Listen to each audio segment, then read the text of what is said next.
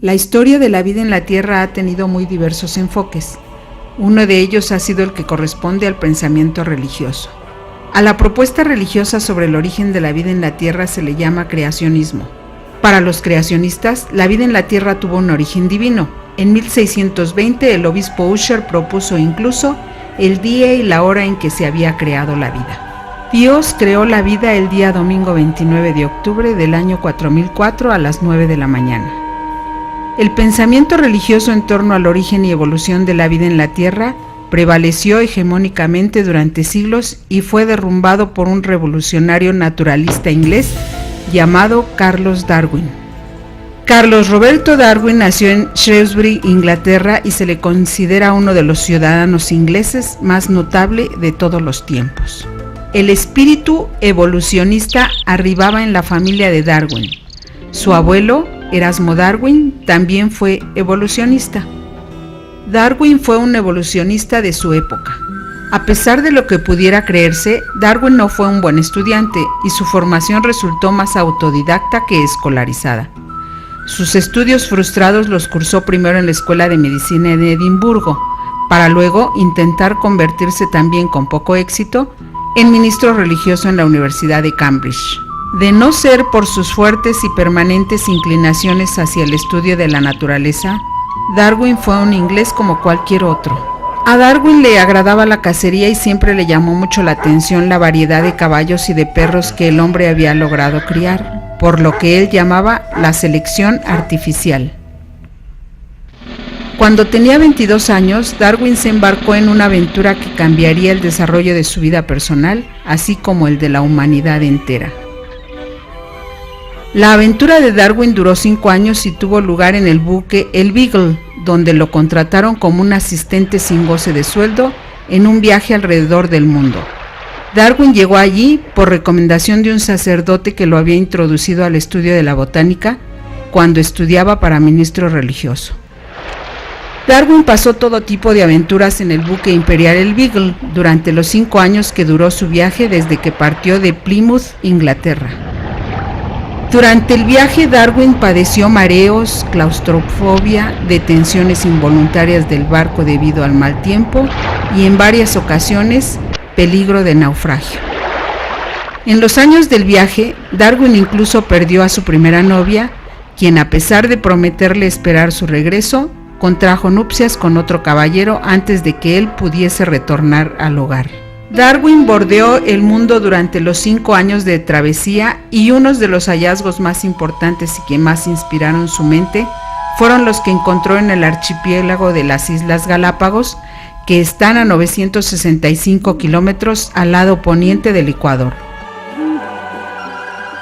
Algunas de las especies que más lo motivaron a estudiar el porqué de la diversidad biológica en aquellos remotos territorios fueron las tortugas marinas gigantes o galápagos y un tipo de pájaros llamados pinzones.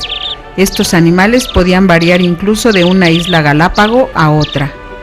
Darwin comenzó a cuestionarse acerca del porqué de las variaciones entre las distintas tortugas marinas de las Galápagos o de los picos de los diversos pájaros pinzones. Cuando regresó a Inglaterra después de su largo viaje, se dedicó a continuar indagando y reflexionando sobre las semejanzas y diferencias de plantas y animales colectados durante la travesía. ¿Qué fue lo colectado por Darwin en la travesía marítima que realizó entre sus 22 y 27 años?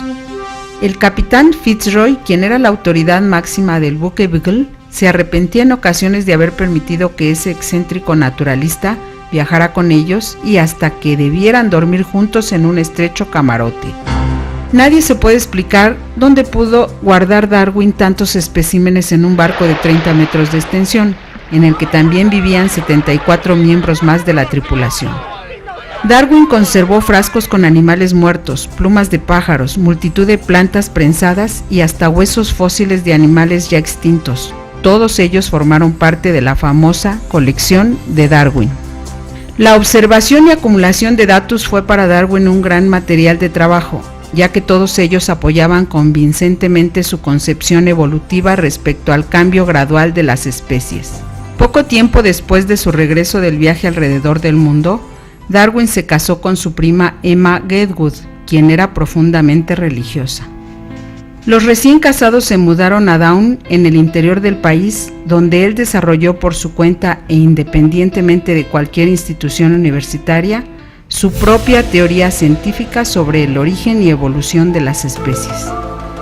Tuvieron varios hijos, pero la favorita de Darwin fue Annie, quien murió antes de convertirse en un adolescente. Darwin vivió como lo que era, un hombre con su problemática personal, y su vida no estuvo exenta de las dificultades de la cotidianidad. Ya establecido en casa, Darwin observó y analizó con una mirada escrutadora todos sus ejemplares.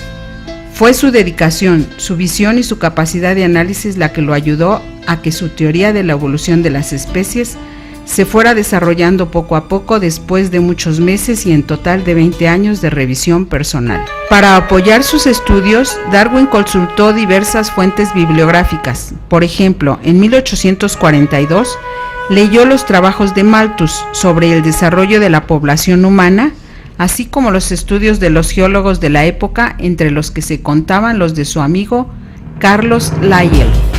Darwin tardó varios años antes de decidirse a publicar su famoso texto El origen de las especies, y aceleró la publicación del mismo debido a que otro inglés llamado Alfredo Wallace había hecho descubrimientos semejantes a los de Darwin durante los 8 años de duración de sus viajes en el Pacífico por las costas de Malasia a través del archipiélago malayo.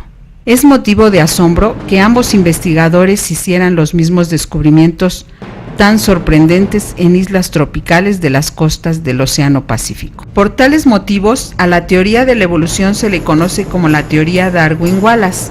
Este último dedicó en 1870 la versión escrita de su trabajo a Carlos Darwin, por quien profesaba una fuerte admiración. En su época, los trabajos de Darwin y Wallace fueron presentados en la misma fecha ante la Asociación Británica por el Avance de las Ciencias en Londres y causaron una gran impresión en la audiencia. Respecto al libro escrito por Darwin, El origen de las especies, este causó tal revuelo entre los lectores que agotó sus 1.250 ejemplares el mismo día de su aparición en 1859. Desde el día que el trabajo Darwin-Wallace hizo su primera aparición pública, la sociedad inglesa se dividió en creacionistas contra evolucionistas y las disputas entre ellos se volvieron permanentes a partir de la década de los 60 en el siglo XIX. Los creacionistas declararon una guerra sin cuartel a las creencias de Carlos Darwin y sus seguidores. Muchas caricaturas de la época ridiculizan a Darwin mostrándolo envejecido y de barba larga con la piel de un chimpancé. Probablemente la demora en la publicación de los trabajos de Darwin fue debida a que Carlos Roberto le resultó extremadamente difícil enfrentar las implicaciones de su teoría, lo que le generó dificultades públicas como el repudio de los religiosos. A nivel familiar, le pudo haber provocado serios conflictos dadas las arraigadas costumbres religiosas de su esposa y otros miembros de su familia. Darwin se mantuvo firme y entre las bases teóricas de su propuesta evolucionista se cuentan las siguientes descritas en la voz del propio Carlos Roberto. Esta conservación de las variaciones y diferencias individuales favorables y la destrucción de aquellas que son desfavorables es lo que he llamado selección natural y supervivencia de los más aptos. Las variaciones que no son útiles ni perjudiciales no son afectadas por la selección natural y quedan como un elemento fluctuante, como acaso vemos en ciertas especies polimorfas, o finalmente se hacen fijas según la naturaleza del organismo. A pesar de que Darwin y Mendel fueron contemporáneos, Darwin no conoció los trabajos de Mendel sobre la genética y las leyes de la herencia. Darwin tuvo una cierta visión genial sobre la herencia de los caracteres de los organismos a su descendencia sin haber conocido ni los principios mendelianos ni tampoco la molécula de ADN descubierta durante la segunda mitad del siglo XX. Casi 70 años después de su muerte, a la mitad del siglo XX, los seguidores de Darwin propusieron la fusión de la teoría Darwin-Wallace con otros conceptos básicos de la genética moderna entre 1930 y 1940, que surgieron nuevas propuestas científicas acerca de la evolución de los seres vivos, tales como la teoría sintética de la evolución, conocida también hoy como el neodarwinismo. Algunas herramientas modernas que apoyan actualmente el estudio de la evolución son la biogeografía, la biología molecular, la anatomía comparada, la paleontología y la biología del desarrollo, entre otras. Darwin murió en 1882 en el mismo lugar donde pasó su vida de casado a su vuelta del viaje por el mundo. Vivió en ese sitio más de 45 años y fue Down la sede de la reafirmación y reconstrucción de todos los conceptos que le permitieron establecer su teoría de la evolución. En la conclusión del libro Origen de las especies, Darwin escribió: hay grandiosidad en esta concepción de que la vida, mientras el planeta ha ido rotando de acuerdo con la ley fija de la gravedad, de tan simple comienzo evolucionaron y siguen evolucionando infinitas formas bellísimas y maravillosas. Darwin no fue el primero en proponer una teoría de la evolución, pero su pensamiento revolucionario se expresó en ser el primero en diseñar un mecanismo válido para que ésta ocurriera. El texto darwiniano del Origen de las especies, publicado hace 150 años, revolucionó de una vez y para siempre la concepción biológica de la evolución y diversificación de los sistemas vivos con base en los mecanismos de la adaptación, la selección natural y la sobrevivencia del más apto.